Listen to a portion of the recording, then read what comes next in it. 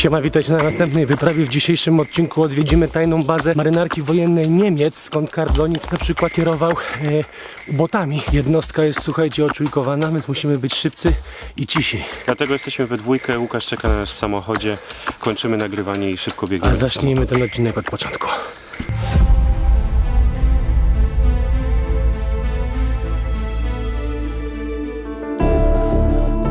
Obiekt Korale, kryptonim kilku naziemnych i ogromnego podziemnego bunkra, służącego za centrum dowodzenia marynarki wojennej Niemiec. W związku z rosnącym zagrożeniem ze strony bomb lotniczych, III Rzesza podejmuje decyzję o przeniesieniu naczelnego dowództwa marynarki wojennej z Berlina na północ. W cichym, spokojnym lesie powstają ogromne podziemne zabudowania oraz kwatera Karla Donica, naczelnego dowódcy marynarki wojennej. W następnych latach to właśnie stąd nadawane są zaszyfrowane rozkazy m.in. dla ubotów. Ale to nie koniec historii. Wejdźmy jednak najpierw do środka. Strasznie mi to Wilczy Szaniec przypomina. Przede wszystkim dlatego, że to wysadzone podobnie jest. Z drugiej strony, wiesz, też technologia budowania była taka sama wszędzie, co nie?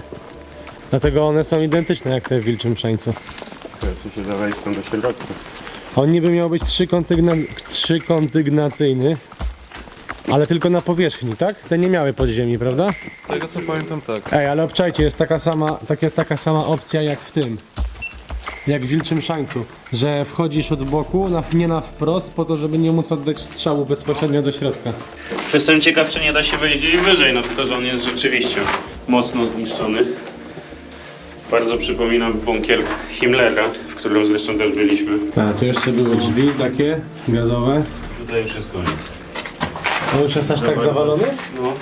Jestem ciekaw, czy nie da się wejść gdzieś wyżej, no tylko że on jest rzeczywiście mocno zniszczony. Hitler miał chyba dłuższe to przejście tu, co nie? Przeogromny. Jesteśmy tak naprawdę w bazie marynarki wojennej, w której od 1943 roku tak naprawdę zapadały wszelkie najważniejsze decyzje, jeśli chodzi o marynarkę, czyli głównie chodzi o uboty, które tak naprawdę były pogromcami floty alianckiej i w ciągu całej wojny uboty zatopiło około 2800 statków aliantów, więc robi to wrażenie. Mimo to, że miały wiele defektów, no ale mniejsze o tym.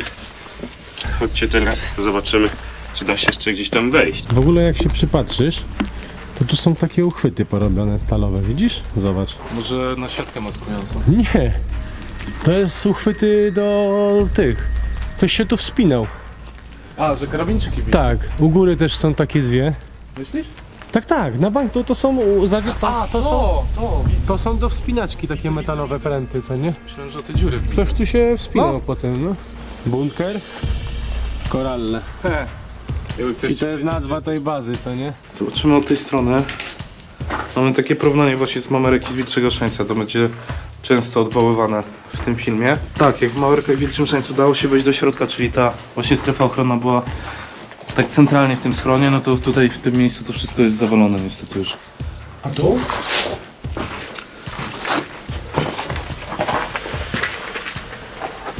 Nie, to są wszędzie gruzy już, wiesz?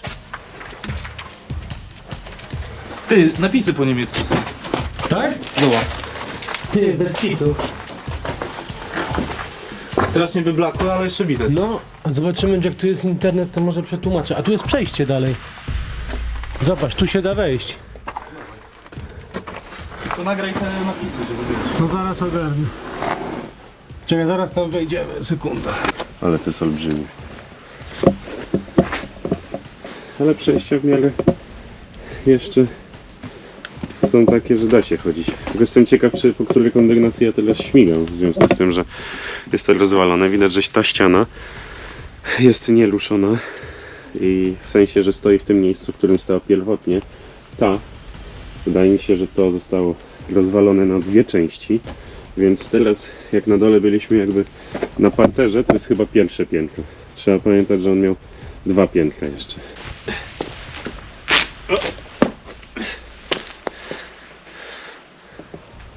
Udało mi się przejść, nie, to nie jest czwórka, to jest też jest jakaś litera.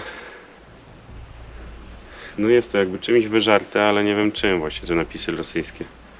Z tamtej perspektywy wyglądało to lepiej. Nie zobaczę, co to był za rok.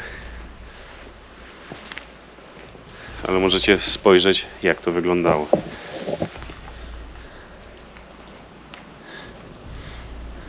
Naprawdę robi wrażenie i przede wszystkim jest to kawał historii, którą warto znać.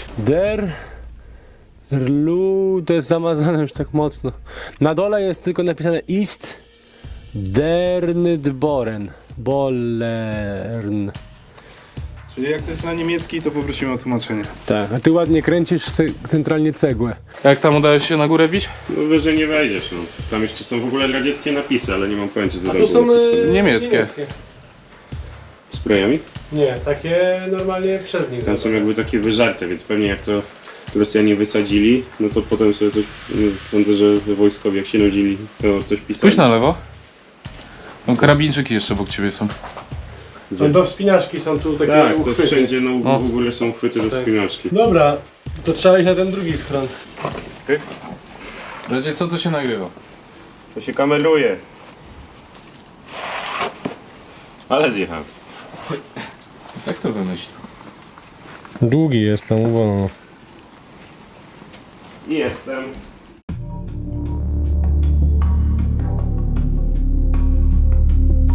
Samo miejsce można powiedzieć, że nie jest przypadkowe, ponieważ robili zwiat tutaj wcześniej. Przyjeżdżali z Berlina i badali z antenami, czy dociera sygnał do Berlina i w dalsze zakątki kraju.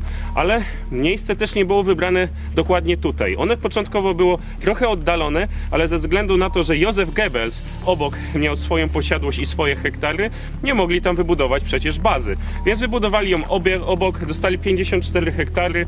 No i już w 1939 roku zaczęła się budowa tego miejsca. Ostatecznie, czyli w 100% zostało wybudowane w 1942, a żeby zwiększające się ataki aliantów nie zaszkodziły marynarce wojennej, w 1943 przeniesiono się tutaj i stąd dowodzono m.in. właśnie tymi mitycznymi, legendarnymi ubotami. Ale właśnie, legendarne uboty. O, jaki ptaszek. Legendarne uboty. Można to nazwać te wilcze watachy, które pływały tam po Morzu Atlantyckim i zagrażały głównie dostawom żywności dla Wielkiej Brytanii. Jeżeli Wielka Brytania nie będzie dostawała dostaw żywności, paliwa i tak dalej, to no, grozi jej głód, czyli de facto będzie dużo łatwiejsza do podbicia. Uboty, przynajmniej na początkach wojny, były bardzo skuteczne, głównie dzięki technice Batak, czyli 50 ubotów atakowało miejsca właśnie konwoi, tam gdzie mogły przepływać statki aliantów z zaopatrzeniem.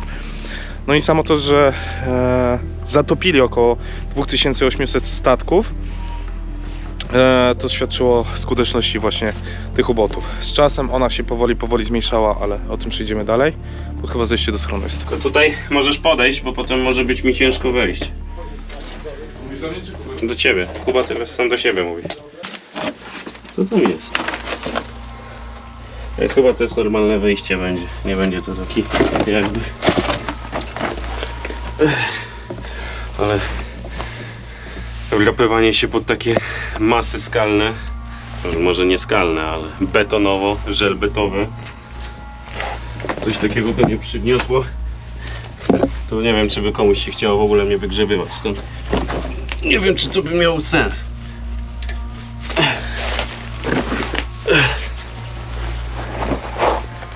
Zobaczcie, jaka jama.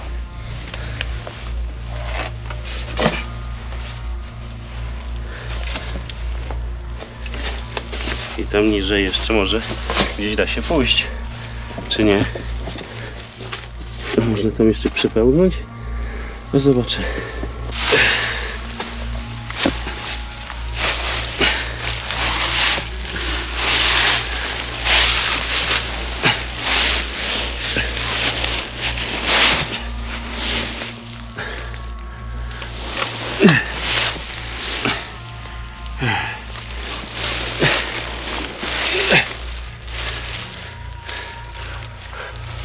Dobra, wychodzę stąd, żeby nie mieć kawałka głazu pod tyłkiem, bo mnie na pół przebiło.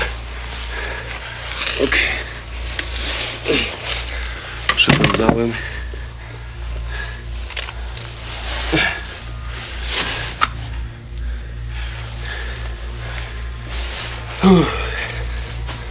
No i znajduję się teraz w środku. Nie wiem, czy to nie jest to miejsce, gdzie wcześniej był Łukasz. Pasek mi wyleciał.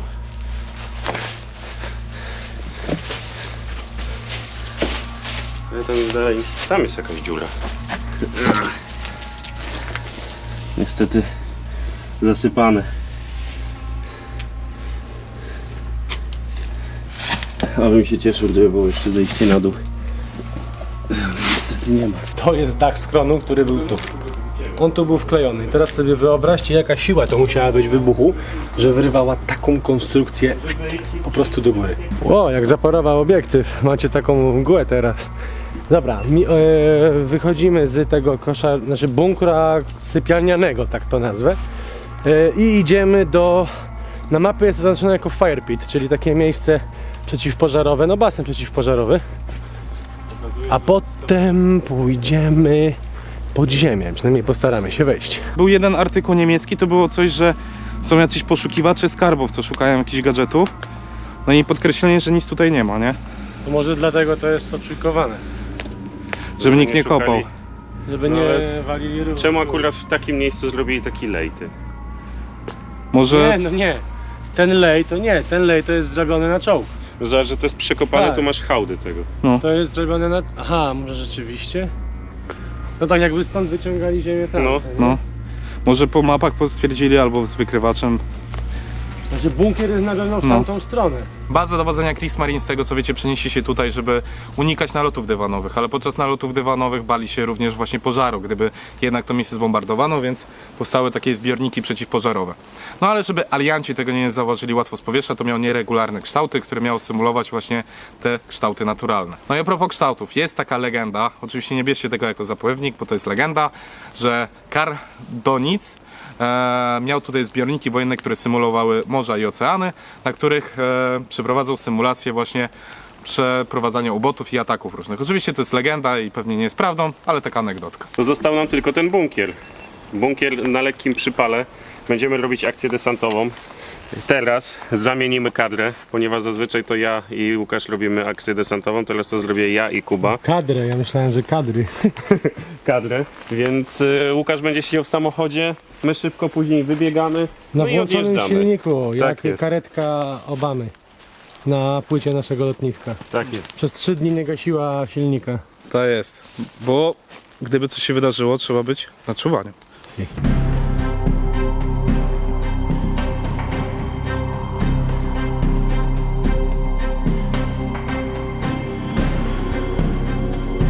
Robiliśmy mały rekonesans wczoraj. Widzieliśmy, że tam jest kamera jakaś z czujnikiem ruchu, więc dlatego robimy taki szybki desant.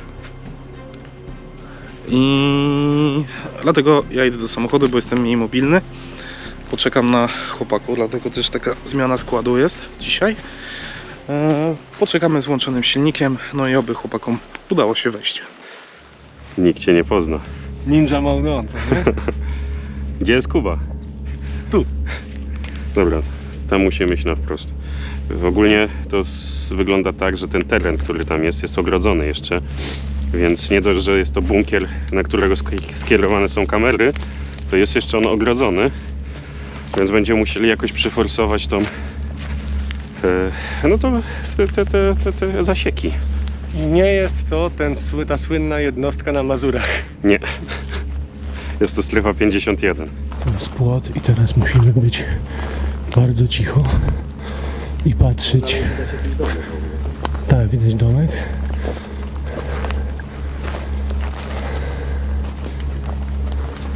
Zobacz. Ktoś tu łaził, jest siatka wygięta, no. Dobra, przytrzymasz mi ten drut? Sprawne przejście, tylko tyłek jeszcze musi. Jest. Pierwsze zasieki pokonane, zobacz, z tyłu jeszcze jest druga siatka. A to siatka, już nie drut kolczasty. Najważniejsze. No już prawie jesteś. Dobra. Dobra, słuchaj, jak będziemy szli, punkty charakterystyczne na powrót. Czyli na przykład leży oparta brzoza tak pod skosem, co nie? Tam widać to wiadro, zobacz jeszcze, ewentualnie na żywy. Okej, dobra. Musimy znaleźć znowu przejście. No tu jest dziura. Tu jest dziura. Gdzie? A, jest. No. Teraz cichutko, bo tu już się zaczynają kamery. W ogóle tam są kamery i tam jest jakiś budynek.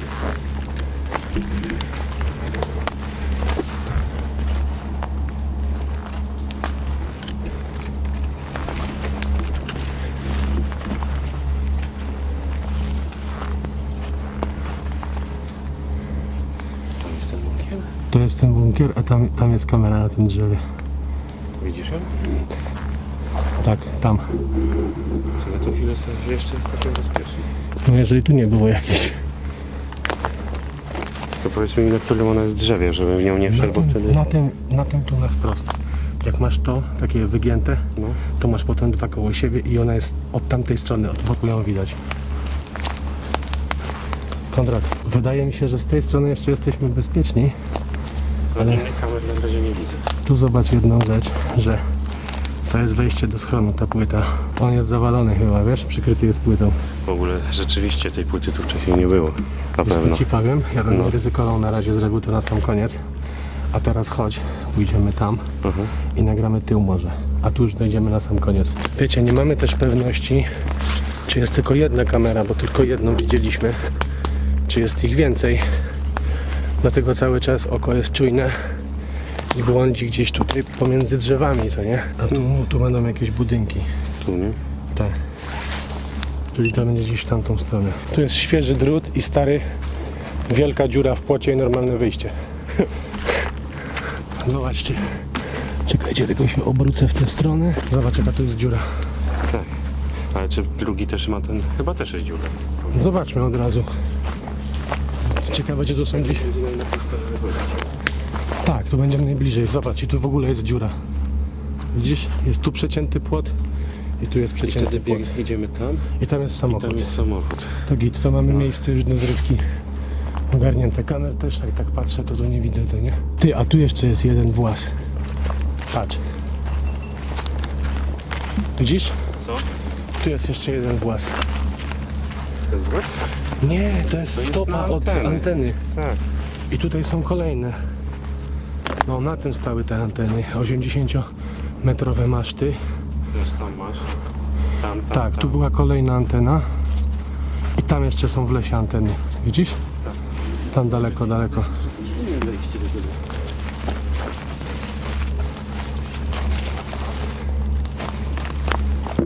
Co? To jest stacja transformatorowa. Chyba. A może tędy jest przejście? Gdyby tak było, to byśmy byli w domu. Dobra, to mi wrzucisz, dobra? Dobra. To zobacz może głową najpierw. Fajnie by było, gdyby to było wejście. Ty, ale mimo wszystko i tak tu warto wejść. Może znajdziesz nowe wejście.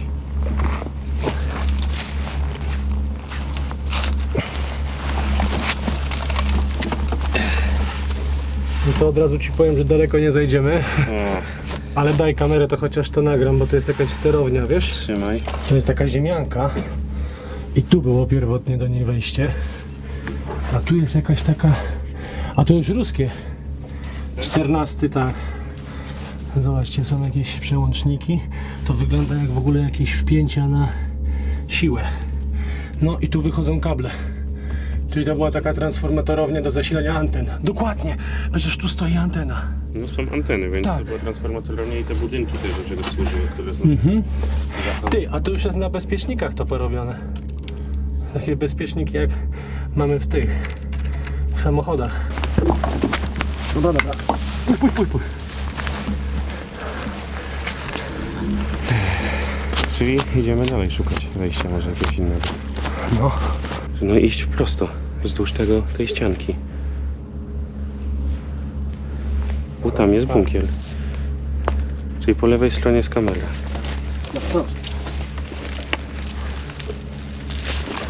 Jest wywiecznik od bunkra. Gdzie? Na wprost.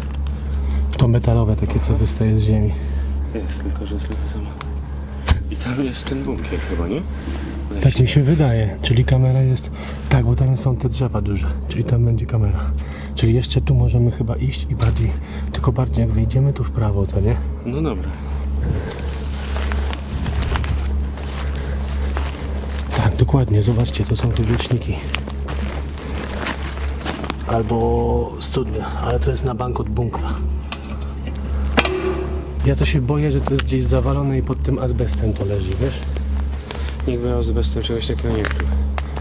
No dobra, to co, tam idziemy? I to jest ten bunkier? No nie wiem. Nie, on jest tam gdzieś. Nie, według mnie jest tam. Dobra, bo jest mało czasu. Zobacz, teraz to już nie wiem, gdzie my jesteśmy w ogóle, powiem ci szczerze. Tak, jest.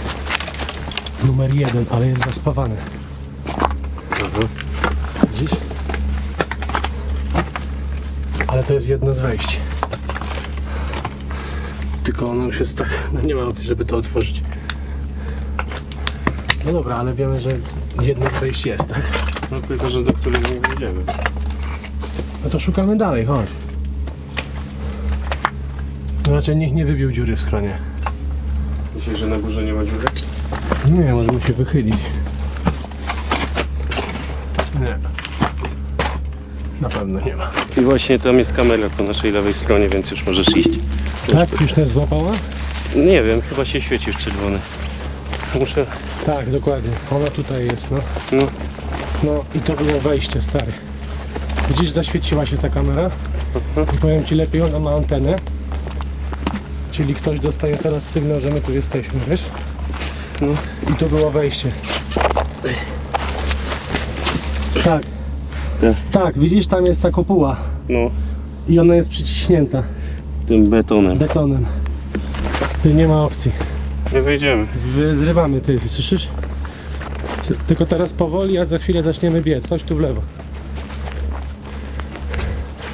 No ona się świeci na czerwono, widziałeś? Tak, widziałem. I ma antenę taką u góry, że nadaje od razu do... No teraz spokojnie. A za chwilę będzie ultramaraton. Osiema, pal furę i zawijamy, bo złapał nas zapała nas czujka. Dawaj, zjeżdżaj na dół. Dawaj, na dół, na dół. Polikan mi się przypomina. Też wtedy tak siedzieliśmy w lesie. Aż aparat zaparował. Kurde, tam była taka płyta, stary, ona ważyła parę dobrych ton, to nie? Ja nie wiem, jak oni go ją tam przy Jakimś dźwigiem chyba. No. 2 wejścia i zobacz, że 2 szczelnie. Zamknięte. Na tą chwilę miejsce kompletnie nie da się tam wejść. Niedostępne, no, na bank. Powiem ci szczerze, że chyba ktoś tam dobre imby musiał kręcić, No, że że to się aż tak pozamykali. zrobili. Szkoda, był kawał historii, którego nie możemy zobaczyć. No. No ale większość i tak tego obiektu pokazaliśmy wam. Tak, jest.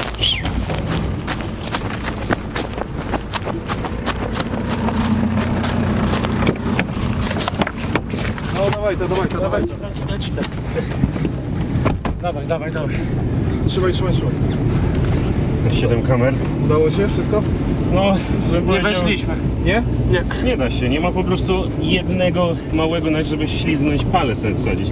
Jedno wejście jest takie wielkie betonowe, zabetonowane, drugie jest pod betonową płytą no. żelbetową. Ale taką stary, co by się, wiesz, 2 bory na niej zmieściły. O kurde. No. I co, trójka się załączyła? Tak, i jeszcze nie miała antenę. I widać, że jest taka nówka, co nie? Czyli GSM jakiś. Tak. Musieli niedawno to zabezpieczyć. Dobra, słuchajcie, bo my jeszcze musimy wyjechać z tego lasu, a jeszcze jesteśmy w lesie, że tak powiem. To bardzo wam dziękujemy za dzisiejszy odcinek. Pamiętajcie o subskrypcji, jeżeli wam się podoba to, co robimy. Dzięki, Kądziu. Dziękuję wam również Dzięki, Łukaszenko. i do zobaczenia na następnej wyprawie. Tak nie mrawo. Siema.